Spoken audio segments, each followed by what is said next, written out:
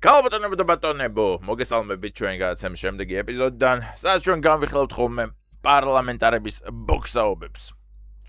ყოველ გადაცემაში სამწუხაროდ არ გვაქვს ამისი ფუფუნება, თუმცა როდესაც გვაქვს, აუცილებლად ყოველთვის განვიხილავთ ხოლმე. გუშინ ვერ ჩავწერე, რადგან წარღვნა მოხდა და ჩალპა ყველაფერი. თუმცა დღეს გიწერთ, მაინც აქტუალურია თემა. და სამ მაგ მთავარ თემაზე გადავალ დღეს დილის მანძილზე გონებაში რატომღაც მიტრიალებს ის მელოდია რა ის რო არის დრამ პატაპამ ტაპამ ტაპამ დრამ პატაპამ ტაპამ ტაპამ ხოდა რას დავფიქრდი იცით სამ ვიდეოს ჩაწერას დავიწყებდი რომ მეთქე რა მაგარი იქნებოდა რომ აი სატელევიზიო ჟურნალისტებიც ესეთ თავისუფლებაში იყვნენ რომ აი როგორც მე რა შემიძლია ნებისმიერ თემაზე ვისაუბრო და შემდეგ გადავიდე მთავარ თემაზე აი რო გამოდიან პოლიტიკური ჟურნალისტები და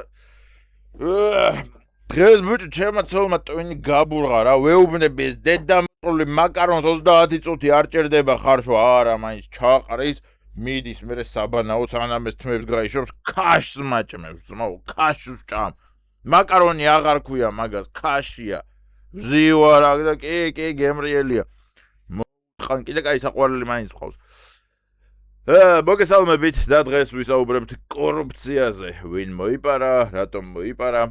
აი, მეთქი ხო შეიძლება გადაცემები რომ ეგეთი იყოს, არა უფრო საინტერესოც გახდება. ადამიანებს გავიცნობთ თან რომ მივხვდებით რომ აი ცოცხლები არიან რა და არა რობოტები, რომლებსაც რაღაც ტექსტს დაუწერ და იმას კითხულობენ და მერე დავფიქრდი რომ ეგეთი გადაცემა გქონდა რეალურად ქართველებს, რაც არ ვაფასებდით. დავით აკუბარდიას გადაცემა აი ზუსტად ეგეთი არისო.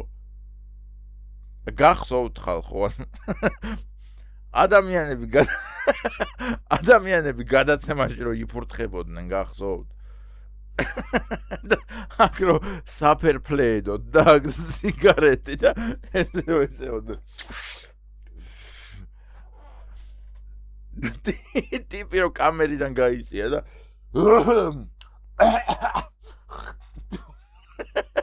კატარვა მოხდებოდა ხოლმე მაგიდას და ჩადი კაკუცა ეხა ჩადი ჩვენი კატა უყვარს აკუბნა თბილად არის და ქვემოთ რო ზამთარში პლიტა ედგა და ზაფხულში ტაშტი ცივი წყალით რომ ფეხები გაიგრილონ გადაცემაში რომ მიდიხარ და რამეს ხომ არ ინებებთ ჩაი ყავა შოკოლადი ცივი ტაშტი ფეხების გასაგრილებლად კი ბატონო ტაშტი თუ შეიძლება და მოაქვს იზოდეიდას ტაშტი გრილი წყლით რომ ფეხებით ჩაყარო და აჭყაპუნო ქვემოთ და აი ეგ იყო გადაცემა რომელსაც სამწუხაროდ ქართველები არ ვაფასებდით და ეხლა ვაფასებ კარგი გადავინაცვლოთ პარლამენტში ბოქსაობაზე ზოგადად რა სხდომა იყო რა კრება იყო რას განიხილავდნენ ამას აგიხსნით ორი სიტყვით მოკლედ ირაკლი კობახიძე გამოდიოდა სიტყვით სადაც 1-3 საათი ისაუბრა შეჯამებას აკეთებდა რა რომ ანუ ესა და ეს გავაკეთეთ აქ და აქ წინ წავიწიეთ ტურიზმია ამდენი გვაქვს მომატებული და ყველაფერს განიხილავდა ეხლა შეკითხვებიო და შემდეგ შეკითხვები შემოვიდა გახარიას პარტიიდან როგორები იცით რომ აბა შენა იმას ილხამ ალიევის უკანა რო იდექი აბა ესე დაბლად რო ჩანდი და ისე ვითომ მოყვებოდი ბიზნესა ვითომა დამხმარე იყავი ადამიანებს აქვთ 12 ადგილი პარლამენტში ადამიანები არიან პრივილეგირებული საზოგადოების წევრები უბრალოდ საზოგადოების პრივილეგირებული წევრები და ამ პრივილეგიებს იყენებენ იმაში რომ ირაკლი კობახიძეს უთხრან თქვენო ილხამ ალიევის უკანო მოდიოდითო ეგო რა იყო იმის ნაცვლად რომ გამოვიდნენ რაღაცა ინიციატივებით რომ აიც რა ბატონო ირაკლი პატივცემულო პარლამენტო მე გამოვდივარ ინიციატივით რომ რა ვიცი ყოველ მეათე შვილზე ბინა გადავცეთ მოქალაქეებს საჩუქრად რომ ავწიოთ შობადობა ყოველ მეორე შვილზე ბინის იპოთეკაზე 10% დაუფინანსოთ რაღაცა მილიონი ინიციატივით შეგიძლია გამოსვლა მაგრამ ამ შენ დროს და ამ პრივილეგიას იყენებ იმაში რომ ირაკლი კობახიძეს უთხრა შენო თემურლენგის საფლავზე რომ მოდი გაჩვენებთ ამას რა თქვენ ხართ პრემიერი რომელიც აღმოსავლეთში ხშირად ხართ თემურლენგის საფლავზეც ნამყოფი ხართ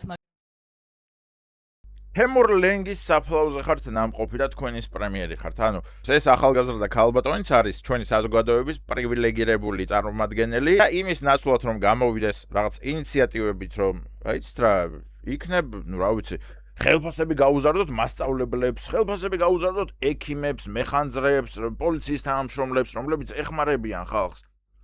და მერე ანუ ქართული ოცნება თუ გეტყვის უარს, მერე ის მაინც გექნება არგუმენტად, რომ აიცი რა ხალხო, უყურეთ თქვენ რომ მომეცთ ეს პრივილეგია, მე ამას ვიყენებ და ვცდილობ, მაგრამ აი უყურეთ ქართული ოცნება ცუდია და არ მეთანხმება.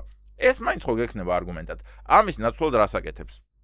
რომ ბატონო ირაკლი, თქვენ ხართ ის პრემიერი, რომელიც თემურ ლენგის საფლავზე მივიდა და პატივი მიაგო. დიახ, ქალბატონო ვიკა, დიახ. ირაკლი კობახიძე ნამყოფია თემურ ლენგის საფლავზე, რადგან უზბეკეთთან კარგი ურთიერთობები გვაქვს.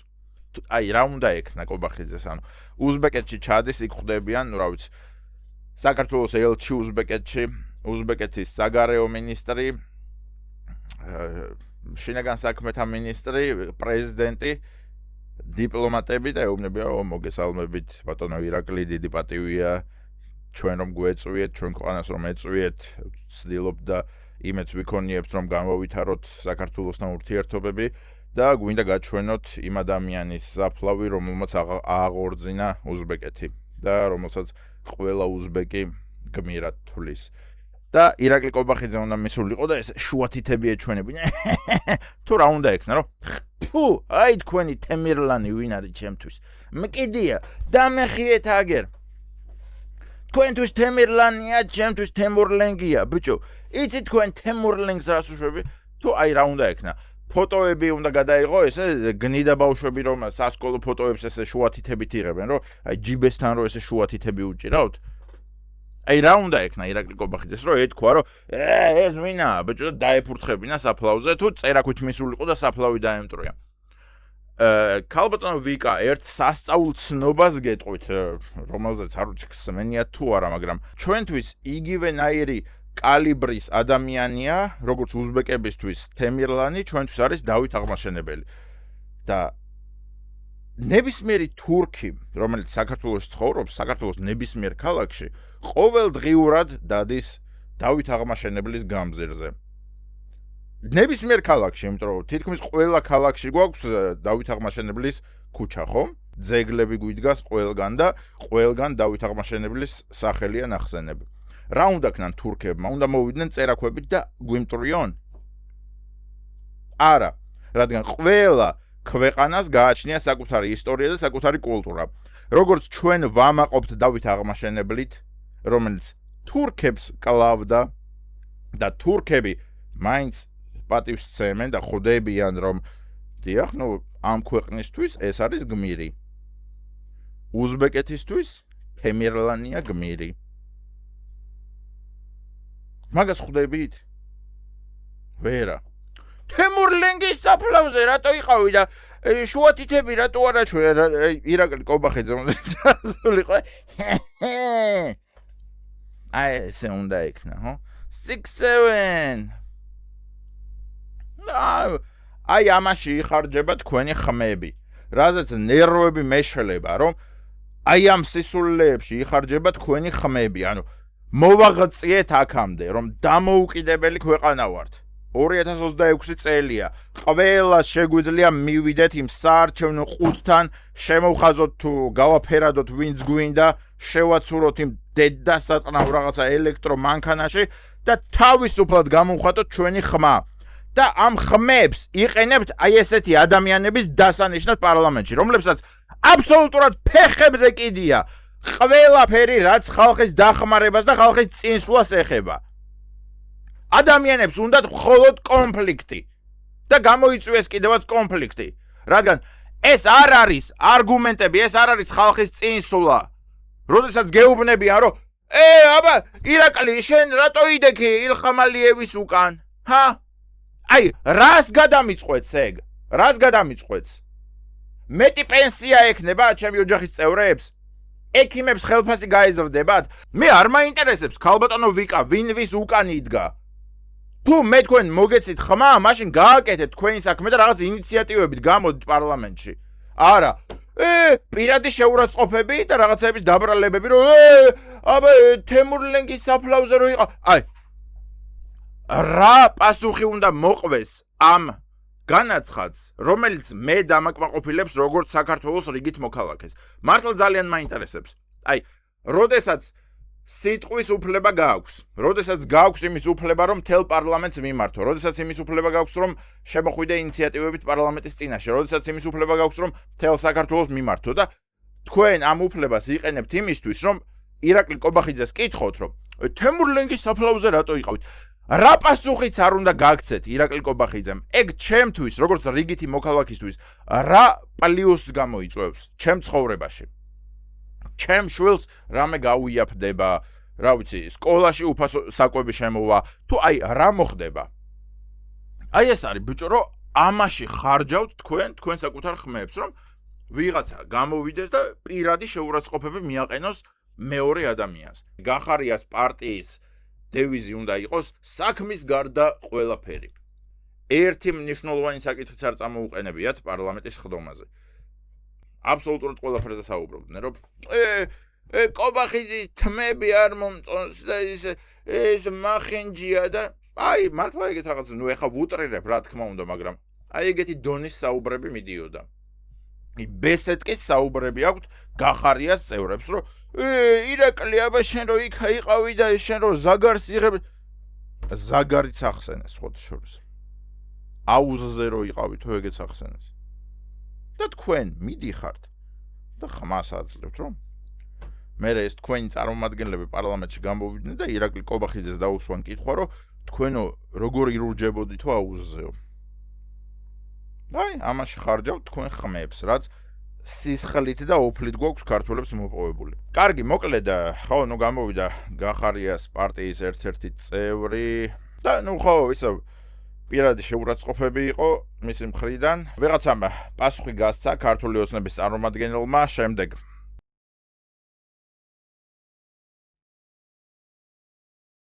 შემდეგ ეს ადამიანი შემოუტრიალდა და ხელი გამოუქნია. მოდი კიდევ ერთხელ გაჩვენებთ, რომ დაინახოთ კარგად. აი მარცხნივ გახლავთ გახარიას პარტიის ბატონი, მარჯვნივ გახლავთ ქართული ოცნების ბატონი. და აი მოდი ვნახოთ პირველი ვინ იქნევს ხელს. ბუმ! მაგრამ დაუბლოკა ბატონმა ქართული ოცნების წარმომადგენელმა და შემდეგ თვითონაც დაუშვა. ამაში რამე ნეგატიურს ვხედავ?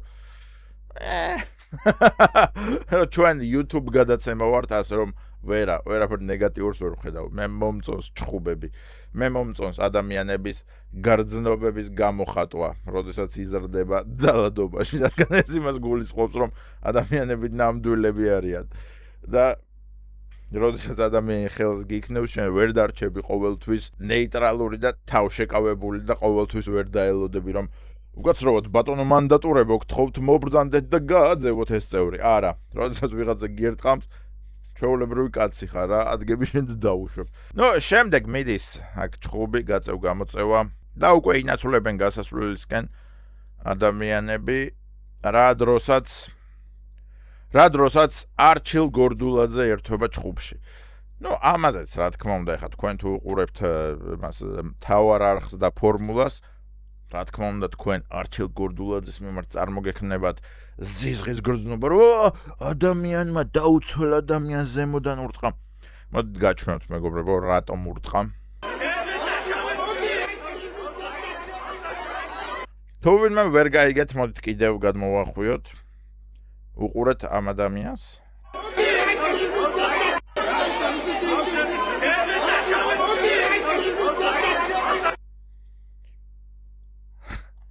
და ანუ ეხლა რაზე ვტირით, რომ ადამიანი ესე უდგას წინ, აი 1 მეტრის დაშორებით და ეუბნება ადამიანს, რომ შენ დედა შევეცი.